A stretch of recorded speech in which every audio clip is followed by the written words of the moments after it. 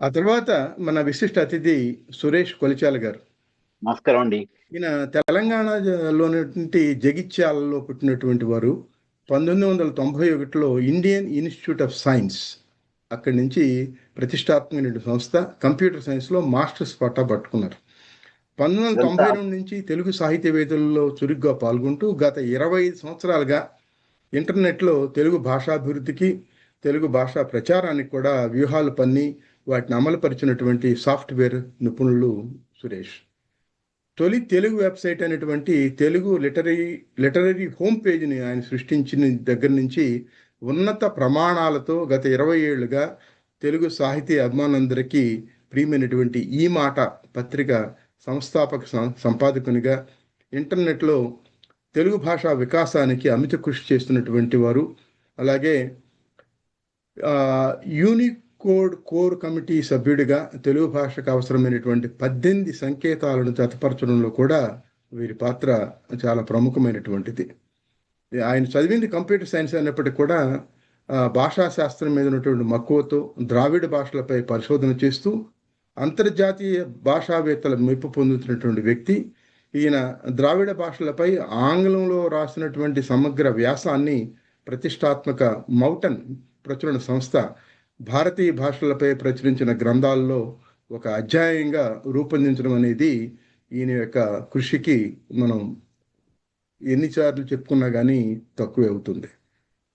ఇలా భాషాశాస్త్రం చరిత్రకు సంబంధించినటువంటి అంశాల మీద ఈయన తెలుగులో రాసినటువంటి వ్యాసాలు కూడా భాషాశాస్త్ర నిపుణులైనటువంటి భద్రరాజు కృష్ణమూర్తి గారు, అలాగే చేకూరు రామారావు గారంటి సుప్రసిద్ధ సాహితీవేత్తల భాషా శాస్త్రవేత్తల మెప్పుని పొందాయి అంటే సురేష్ కొలిచాల్ గారి ప్రతిభ ఏంటో మనకు తెలుస్తుంది.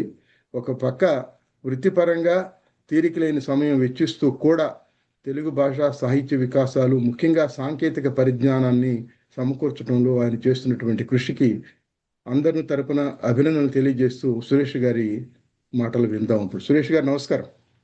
నమస్కారం అండి ప్రసాద్ గారు, చాలా మంచి మాటలు చెప్పారు.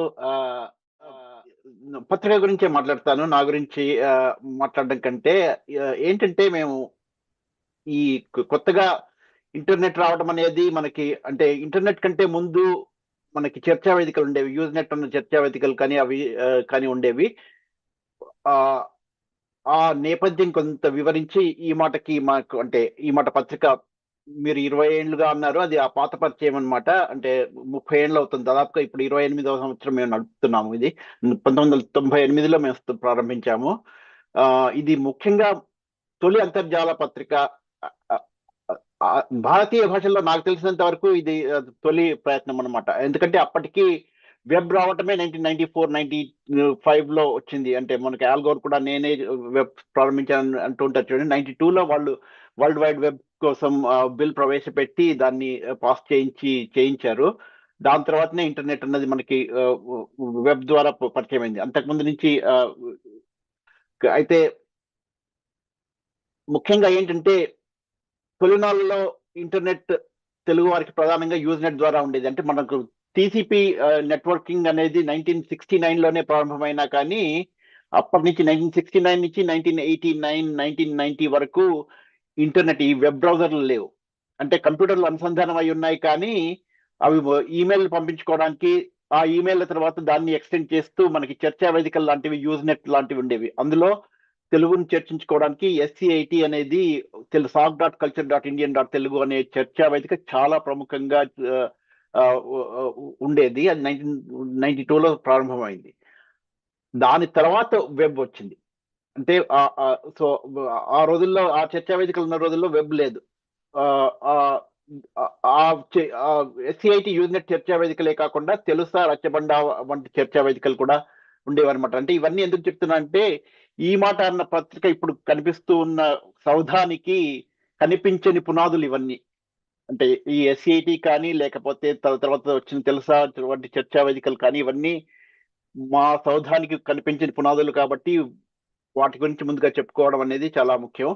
ఆ రోజుల్లో సాంకేతిక సవాళ్ళు ఏంటంటే, తెలుగు లిపి కంప్యూటర్లో అసలు కనిపించేది కాదు.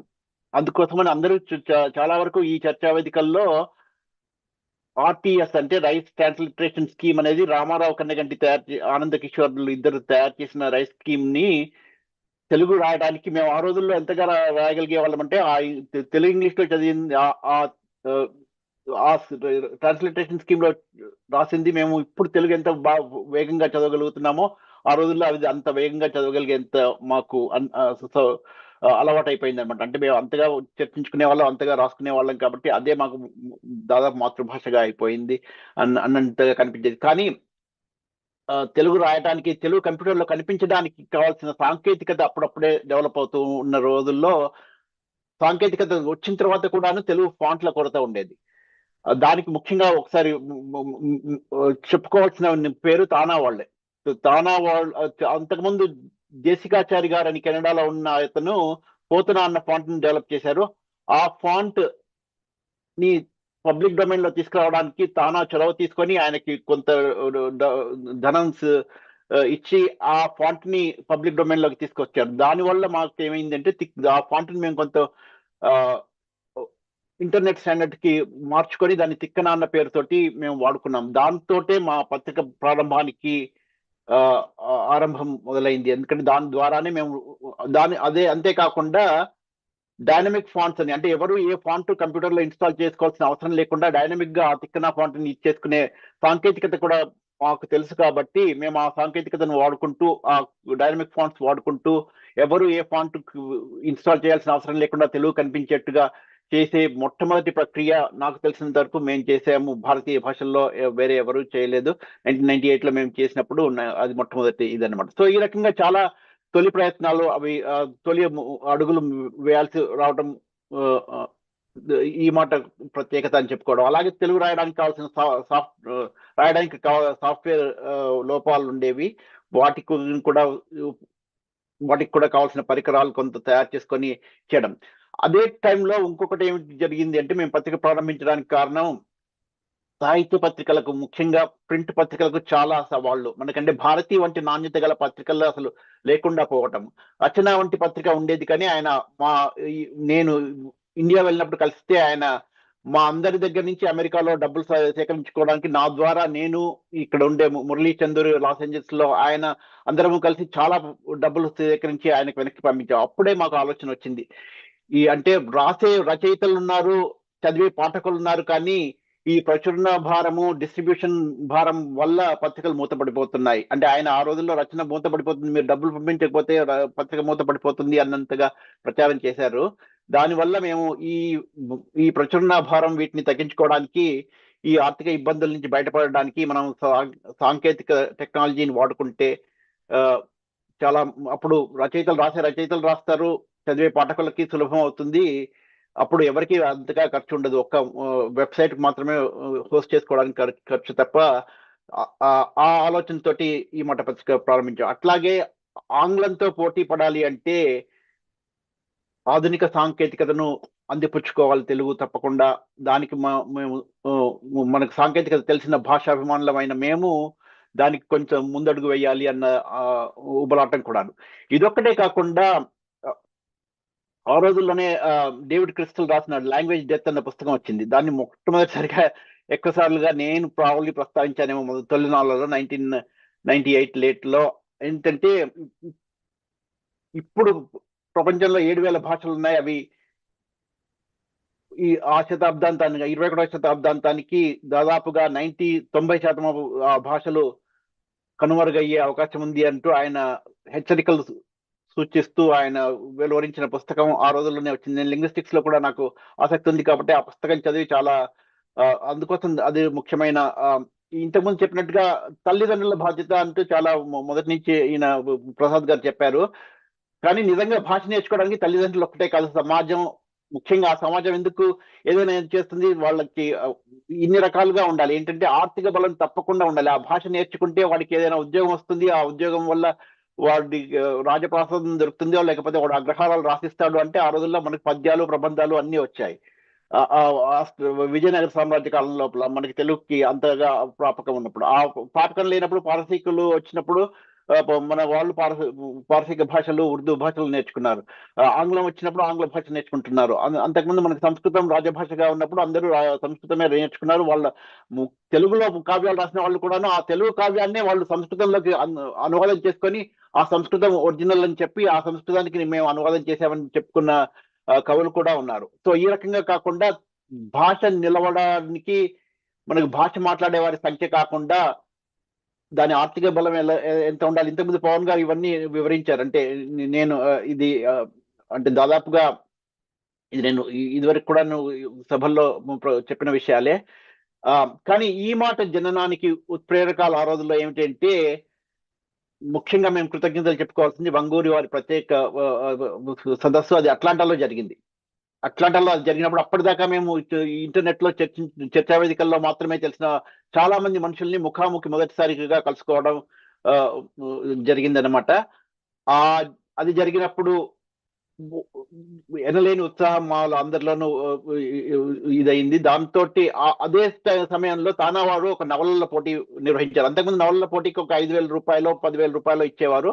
మొట్టమొదటిసారి 1998 లో వాళ్ళు ₹1,00,000 1997 లో ₹1,00,000 బహుమతి అంటూ ప్రకటించడంతో చాలా పెద్ద, అది చాలా అయ్య బాబోయ్ ₹1,00,000 అంటూ చాలా ఆ రోజుల్లో ₹1,00,000 చాలా పెద్ద మొత్తం అనమాట. సో అది తెలుగు సాహిత్య లోకంలో ఒక రకమైన కుదిపింది అని అనుకోవచ్చు. దానివల్ల చాలా మంచి నాణ్యత గల నవలలు వచ్చాయి అని మాకు అనిపించింది. రేగడి విత్తులు అని చంద్రలత గారు రాసిన నవలకి అవార్డు ఇచ్చారు. కానీ మిగతా వచ్చిన 3-4 నవలలు కూడాను చాలా అద్భుతంగా వచ్చాయి అని. అంటే మనకి ప్రతిభలు తక్కువ కాదు, మనకు ఆర్థిక బలం చూపిస్తే అద్భుతమైన రచనలు వచ్చే అవకాశం ఉంది అన్నది కూడా తెలిసింది. దానివల్ల మనం అమెరికాలో ఇక్కడ నుండి ఇక్కడ కొంత మనకి వెసులుబాటు ఉంది కాబట్టి, మనకి ఆ రకమైన ఇది ఉంది కాబట్టి మనం ఇక్కడి నుంచి మనం ఏదైనా చేస్తే అది తెలుగు వారికి కూడా స్ఫూర్తి అవుతుంది, తెలుగు సాహిత్యానికి మనం సహాయం చేసిన వాళ్ళం అవుతామన్న ఉత్ప్రేరకం కూడా మాకు ఆ రోజుల్లో లభించింది. అట్లాగే తెలుగు యూనికోడ్ కమిటీలో నేను ఉండడము, కొంత ఫాంట్స్ గురించి, డైనమిక్ ఫాంట్స్ గురించి తెలియడము, ఈ సాంకేతికత ఉపయోగించుకోవాలి అన్న ఇది మాకు ఆ రోజుల్లోనే యూనికోడ్ కొత్తగా డెవలప్ అవుతూ ఉంటుంది. ఆ ప్రమాణం దిశగా మనం అడుగులు వేయాలి అన్న ఇవన్నీ మాకు ఉత్ప్రేరకాలు అనమాట. దీనివల్ల ఒకటేమిటంటే ఈ మాట నాణ్యమైన తెలుగు సాహిత్యం ప్రచురించడానికి ఒక వేదిక కావాలి. అలాగే అంతర్జాతీయ ప్రమాణాలని, ముఖ్యంగా ఈ దేశంలో మీరు చూస్తే ఏ జర్నల్ కి మీరు పంపించినా కానీ వాళ్ళు ఆ జర్నల్ కి వచ్చినప్పుడు రచనని ముందుగా అనానిమస్ రివ్యూవర్స్ కి పంపించి, ఆ రివ్యూవర్స్ అంటే మీరు ఎంత పెద్దవారైనా కానీ, మీరు నోబెల్ ప్రైజ్ గెలుచుకున్న వారైనా కానీ వాటిని అనానిమస్ గా రివ్యూ చేయించేసి దాని మీద సమీక్షలు అందజేసి ఆ కరెక్షన్స్ చేసి రిజెక్షన్స్ అన్నది జరుగుతూ ఉంటుంది. ఆ రకమైన ప్రమాణాలని పరిచయం చేయాలన్నది ఈ మాట ముఖ్య ఉద్దేశాల్లో ఒకటి. అలాగే అంతర్జాతీయ సాంకేతికతను ఉపయోగిస్తూ సాంకేతికత తెలియని వాళ్ళకి ఉపకరణాలు అందించడానికి, స్ఫూర్తి ఇవ్వడానికి కూడా ఈ మాట పనికి వస్తుందని మేము ప్రారంభించాము. సో అంటే భాషాభిమానం, సాంకేతిక ప్రజ్ఞానం రెండు ఉన్న వాళ్ళం మేము కాబట్టి మేము కొంత చేయగలమని దీంతో మేము 1998లో స్టార్ట్ చేశాము. తొలి సంపాదక వర్గంలో కేవీఎస్ రామారావు, కొంపెల్ల భాస్కర్, విష్ణుభట్ల లక్ష్మణ, సాంకేతిక విషయాలు నేను చూసుకుంటూ 1998లో ప్రారంభించిన పత్రిక ఇది. మాకు ముఖ్యంగా ఏమిటంటే కొన్ని ప్రమాణాలు చాలా, అంటే అంతర్జాతీయ ప్రమాణాలు, సాహిత్య ప్రమాణాలు, మనకు సాంప్రదాయకంగా ఎన్నో మన భారతీయ భాషలకి వేల సంవత్సరాల సంప్రదాయకమైన ప్రమాణాలు ఉన్నాయి. ఆ ప్రమాణాలన్నింటినీ కూడా తీసుకుంటూ మాకు రచన ముఖ్యం, రచయిత ముఖ్యం కాదు అన్నది ప్రధాన సిద్ధాంతం. అంటే రచయిత నేపథ్యం ఏమైనా కానీ వచ్చిన రచనలో సృజనాత్మకత ఉందా, సాహిత్య విలువలు ఉన్నాయా అన్నదే మాకు ముఖ్యం. దాన్ని కోసం అంటే మేము ఎంత దూరమైనా కానీ వెళ్ళి ఆ రచనని సమీక్షించి దాంట్లో తప్పప్పులన్నీ వివేచించి అన్ని చూసిన తర్వాతనే మేము రచనని ప్రచురిస్తాం. కాబట్టి చాలాసార్లు మాకు రచన పంపించిన వెంటనే వేయటం అనేది ఎప్పుడూ జరగదు. ఒక జాప్యాలు జరుగుతుంటాయి, ఉత్తర ప్రత్యుత్తరాలు జరుగుతాయి, వెనక ముందుకు ఈ పారాగ్రాఫ్లు తీసేయడం, ఇక్కడ తీసేయడం, వీటిని మనకి ముఖ్యంగా చిన్న మేము పత్రిక ప్రారంభించినప్పుడు ఆ రోజుల్లో కాపీ ఎడిటింగ్ అన్నది విషయం కూడా చాలా మందికి, అంటే మనకి వ్యాసాల్లోనూ రచనల్లోనూ మనకి బోలెడని చుక్కల ముగ్గుల్లాగా మనకి చుక్కలు పెట్టేస్తూ ఉంటారు. అంటే మొత్తం మేము అంటుంటాం కదా, కాశీబొట్ల గారికి నవల వచ్చింది, ఆయన నవల పంపిస్తే అందులో చుక్కలన్నీ, ఆయన 100 పేజీల నవల పంపిస్తే ఆ చుక్కలు తీసేస్తే 50 పేజీలు అయిపోతుంది అని మేము జోక్ చేసుకునే వాళ్ళం అనమాట. అన్ని రకాలుగా చుక్కలు పెడతారు. మీరు ఇంగ్లీష్ పుస్తకం ఏదైనా తీసుకుంటే అన్ని చుక్కలు ఉండవు మీకు. మన వాళ్ళు ఆలోచించడానికి ఆగిపోతే అక్కడ చుక్కలు పెట్టేస్తుంటారు. ఒకసారి 10 చుక్కలు పెడతారు, ఒకసారి 7 చుక్కలు పెడతారు, ఒకసారి 3 చుక్కలు పెడతారు. మీరు మా రచనలు చూడండి, ఎక్కడా మీకు చుక్కలు కనిపించవు. అంటే చుక్కలు మనకి ఓన్లీ అర్థాంతరంగా ఆగిపోయినప్పుడు, ఆలోచన ఆగిపోయినప్పుడు కానీ, అప్పుడు కూడా 3 చుక్కలనే ఎలిప్సిస్ అని అంటారు. 3 చుక్కలు మాత్రమే పెడతారు ఇంగ్లీష్ లో. కానీ మనకు ఏ రకమైన అంతర్జాతీయంగా ఉన్న ప్రశ్న ఇది ఒక ఉదాహరణ. నేను చెప్పే కాపీ ఎడిటింగ్ లో అంటే మనకి కోలన్ ఎప్పుడు పెట్టాలి, సెమీ కోలన్ ఎక్కడ పెట్టాలి అన్న దానికి కూడాను మనకి ఒక రకమైన ఇది లేదు మనకి. సో ఈ రకంగా మేము అంతర్జాతీయంగా ఉన్న కొన్ని ప్రమాణాలని తెలుగు వారికి పరిచయం చేయడము, రచనలోను ప్రింటింగ్ లోను ప్రమాణాలని పరిచయం చేయడము అన్నది మాకు కొన్ని ఉద్దేశాలుగా మేము పెట్టుకున్నాం. అలాగే సాహిత్యంలో అంటే ఏదో ఒక సామాజిక దృక్పథమో, ఏదో ఒక రాజకీయ నినాదమో ఉన్నంత మాత్రాన అది ఉత్తమ సాహిత్యం అయిపోదు. అంటే మాకు కావాల్సింది ముఖ్యంగా, ఇప్పుడు ఒక కవిత్వం రాస్తే అందులో కవితాత్మకత ఉంటేనే అది కవిత్వం అవుతుంది. దాని తర్వాత వాళ్ళు మాట్లాడుకున్న సబ్జెక్ట్ ఏదైనా కావచ్చు, ఇరాన్ యుద్ధం గురించి కావచ్చు, పూల వసంత ఋతువు గురించి కావచ్చు, చెట్ల గురించి కావచ్చు, దేని గురించి అయినా కానీ ముఖ్యంగా కావాల్సింది అది కవిత్వం కావాలి, కవిత్వం ప్రచురించాలి. అలాగే ఒక వ్యాసం కావాలి అంటే ఆ వ్యాసంలో పరిశోధన ఎంత దాకా జరిగింది, ఎంత లోతుగా చూసారు, ఎన్ని రకాలుగా వాస్తవాలు ఉన్నాయి, అన్నిటినీ మేము చెక్ చేసి వాటిని నిజాలు తేల్చి దీంట్లో కొత్తగా చెప్తున్నది ఏదైనా ఉందా లేదా అన్నది చూసి కానీ మేము ఇచ్చేము. అలాగే అన్ని రకాల భావాలకు, అన్ని రకాల వాదాలకు మేము నిష్పక్షపాతంగా వేదిక కల్పించాలి అన్నట్టుగా ప్రయత్నించాము. అయితే విమర్శలు ఎలాగో వస్తూనే ఉంటాయి. ఏదో ఒక భావజాలానికి చెందిందనో, లేకపోతే మేము పరిశుద్ధవాదులమనో, రసవాదులమనో, చాలా మంది ఆధునికులు మేము నన్నయ్య ఇలాంటి ప్రాచీన సాహిత్యం మాత్రమే ప్రచురిస్తామంటూ మాకు, అంటే మేము ఉభయ కవి శత్రువులమంటూ చెప్తుంటారు. అంటే ఆధునికులు చాలా మంది లెఫ్టిస్టులు మేమంతా రైటిస్టులు అనుకుంటున్నారు, చాలా మంది రైటిస్టులు మేమంతా లెఫ్టిస్టులు అనుకుంటూ ఉంటారు అనమాట. ఆ రకంగా మేము ఉభయ కవి శత్రువులవన్నీ మేము జోక్ చేసుకుంటూ ఉంటాము. మేము ప్రాచీన సాహిత్యం, మేము నన్నయ్య గురించి కాదు, నేను పురాణాల గురించి, కాళిదాసు గురించి, వాటన్నిటి గురించి కూడా వ్యాసాలు రాశాను. నన్ను చూడండి, పూర్వాపురాల గురించి కూడా మా దగ్గర వ్యాసాలు దొరుకుతాయి. అలాగే మీకు అధునాతనమైన బైరాగి గురించి మేము ప్రత్యేక సంచిక తెచ్చాం, మీరు చూసింటారు. అట్లాగే వ్యావహారిక భాషా ఉద్యమం గురించి ఒక ప్రత్యేక సంచిక కూడా తీసుకొచ్చాము. అలాగే గిడుగు రామమూర్తి పంతుల గురించి, భద్రాజు కృష్ణమూర్తి గారి గురించి, భాషా శాస్త్రం గురించి వ్యాసాలు ఉన్నాయి, కంప్యూటర్ విజ్ఞానం గురించి వ్యాసాలు ఉన్నాయి, అలాగే సైన్స్ గురించి, విజ్ఞాన శాస్త్రం సంబంధమైన వ్యాసాలు ఉన్నాయి. కాబట్టి మేము అన్ని రకాలుగా అన్ని పార్శ్వాలని చేస్తూ ఉన్నతమైన ప్రమాణాలని అందరికీ, తెలుగు వారికి అందజేయాలన్నది మా ప్రధాన ఉద్దేశం. అలాగే రచయితను, అంటే ముఖ్యంగా ప్రతి రచనను వీలైనంతగా మేము తీర్చిదిద్దడం సంపాదకుల కర్తవ్యంగా భావిస్తాం. అంటే సంపాదకులు, రచయితలు ఇది ఒక రకమైన కొలాబరేటివ్ ఎఫర్ట్ గాను, అంటే మేము మంత్రసానితనం చేయడం అని నేను ఒకసారి రాశాను, ఎడిటర్స్ చేయాల్సింది. అంటే ప్రసవించేది రచయితే అయినా కానీ మేము అక్కడ దగ్గర ఉండి మొత్తం దాన్ని, ఆ రచనని వెలికి తీయడం అనేది. అలాగే మేము ఇంతకుముందు చెప్పినట్టుగా అంతర్జాతీయ సమవుజ్జి సమీక్షలు, అంటే పీర్ రివ్యూస్ చేయడం అనేది చాలా, అంటే ముఖ్యంగా వ్యాసాలు అయితే తప్పకుండా మేము దాన్ని ఆ శాస్త్రంలో నిష్ణాతులైన వాళ్ళు, ఎక్స్పర్ట్స్ ఎవరైతే ఉన్నారో వాళ్ళకి పంపించి వాళ్ళ అభిప్రాయాలు కూడా తీసుకొని, ఆ అభిప్రాయాల్ని మళ్ళీ రచయితకి అందజేసి, మళ్ళీ ఉత్తర ప్రత్యుత్తరాలు చేసి, వెనక ముందు వాటిని ఇచ్చేసి మాత్రం చేసి కానీ మేము వ్యాసాన్ని ప్రచురించమన్నమాట. అయితే మాకు అన్ని రకాలుగా మాకు, అంటే సమాజంలో జరుగుతున్న విషయాలకు కూడాను మేము చెంచకుండా ఏదో ఎక్కడో నన్నయ్య కాలంలోనే అవి మాత్రమే ప్రచురిస్తాం, పద్యాలు మాత్రమే అని కాదు. సల్మాన్ రష్దీ మీద అటాక్ జరిగినా కానీ మేము స్పందించాము. రచయితల మీద మాతృభాషలో విద్యా బోధన గురించి కానీ, సామాజిక అన్ని రకాలుగా మేము నిష్పక్షపాతంగా ఉన్నత ప్రమాణాలు గల సాహిత్యాన్ని ప్రచురించడం మా ముఖ్య ఉద్దేశం. సో ఇప్పుడు 28 సంవత్సరాలు అవుతుందని చెప్పాను. నాణ్యత మాకు ముఖ్యంగా కావాల్సింది, ప్రమాణాలు, నాణ్యత. ఇదే. అండ్ మళ్ళీ ప్రమాణాలు అంటే ఎవరి ప్రమాణాలు అంటూ ప్రశ్నలు కూడా వస్తాయి. మేము ఎన్నుకున్న ప్రమాణాలు మాత్రమే, మేము ఎన్నుకున్న ప్రమాణాలే ఉత్తమమైనది, ఉన్నతమైనది అని మేము చెప్పుకోవడం లేదు. మాకు తెలిసినంత వరకు మాకు తెలిసిన ప్రమాణాలని మేము పాటించడానికి పెద్దపీట వేస్తూ ఉంటాము. అట్లాగే నేను ఇంతకు చెప్పినట్టుగా ప్రాచీన సాహిత్యం నుంచి ఆధునిక సాహిత్యం వరకు మేము వేటిని ఇది లేదు. అలాగే సాంకేతికతను వాడుకోవాలి అన్న దాంట్లో మేము ఎప్పుడు ముందడుగు వేయడానికి ప్రయత్నిస్తూ ఉంటాము. ఆడియోలు, వీడియోలు, ఇప్పటికీ యూట్యూబ్ ఛానల్స్ కూడా మాకున్నాయి. ఆ యూట్యూబ్ ఛానల్లో బైరాగి రాసిన కవితలు చాలా వాటిని గాన రూపంలో పాడించి వీడియోలు తయారు చేసి మేము వేసాము. అలాగే చాలా రేర్ గా దొరికే శబ్ద తరంగాలు అంటే ఆడియో రికార్డింగ్స్, విశ్వనాథ్ సత్యనారాయణ కిన్నెరసాని పాటలు పాడిన ఆడియో రికార్డింగ్స్ మా దాంట్లో ఉన్నాయి. అలాగే కృష్ణశాస్త్రి కానీ, శ్రీశ్రీ ఉపన్యాసాలు చాలా వరకు చాలా మంది దగ్గర లేనివి, అరుదుగా ఉండేవన్నీ మా దగ్గర దొరుకుతూ ఉంటాయి. గ్రంథాలయం కూడా ఉంది. సో ఏమిటంటే నేను ఇంకా తెలుగు వికాసానికి సవాళ్ళు బోలెడన్ని ఉన్నాయి. భాషా విలుప్తితో నిజంగా వాస్తవమైన ప్రమాదం. ఇంతకు ముందు చెప్తుంటే అంటే మనం ఇప్పుడు ఇంతమంది జనాభా ఉంది కదా, 10 కోట్ల మంది జనాభా ఉంది. మనకి ఏమిటంటే ముందు తరాల వాళ్ళు తెలుగు నేర్చుకోకపోతే 3 తరాల లోపల భాషా విలుప్తం అయిపోతుంది అన్నది డేవిడ్ క్రిస్టల్ లాంగ్వేజ్ డెత్ లో రాశాడు. మనకంటే ముందు తరాలు నేర్చుకుంటున్నాయి. ఆ నేర్చుకోవడానికి వాళ్ళకి ఏ రకమైన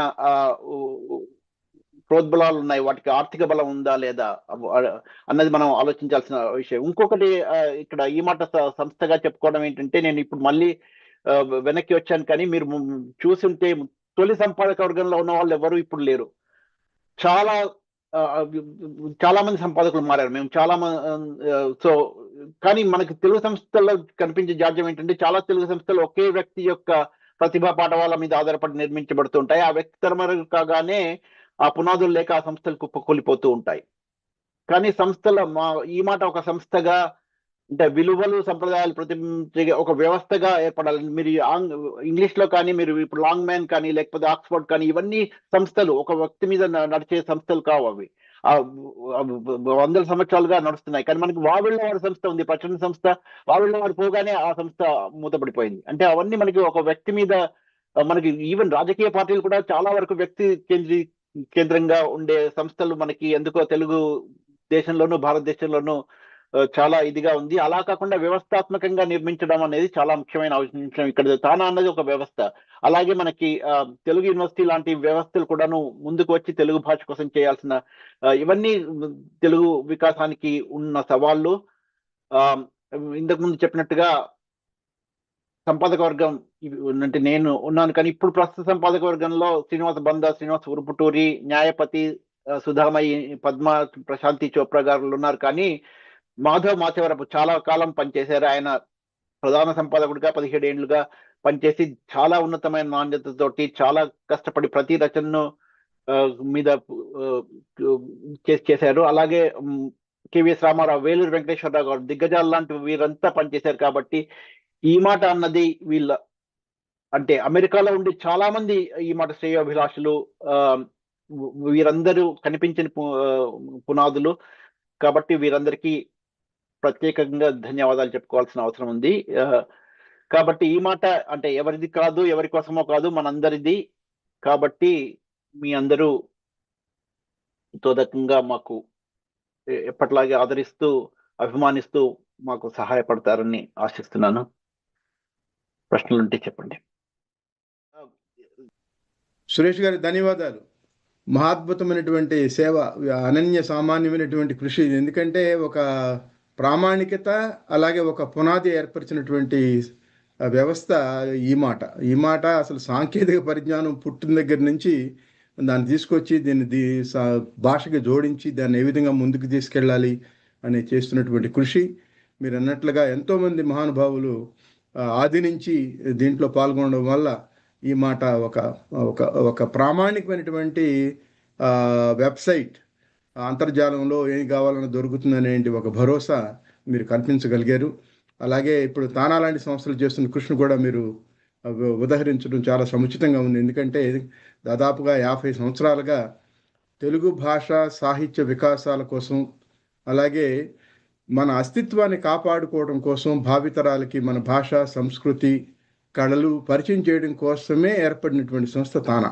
అప్పటి నుంచి ఇప్పటి వరకు కూడా అనేక మంది అధ్యక్షులు కానివ్వండి, కార్యవర్గ సభ్యులు కానీ, కార్యదర్శులు, అలాగే ఎంతోమంది ప్రముఖులు ఈ సంస్థ నుంచి తెలుగు భాష మీద ఉన్నటువంటి అనురక్తత కానివ్వండి, లేకపోతే భాషను ముందుకు తీసుకెళ్లి భావితరాలకు అందించాలనే ఉద్దేశంతోనే కొన్ని వేల మంది సాహితీవేత్తలకు తానా వేదిక కల్పించగలిగింది.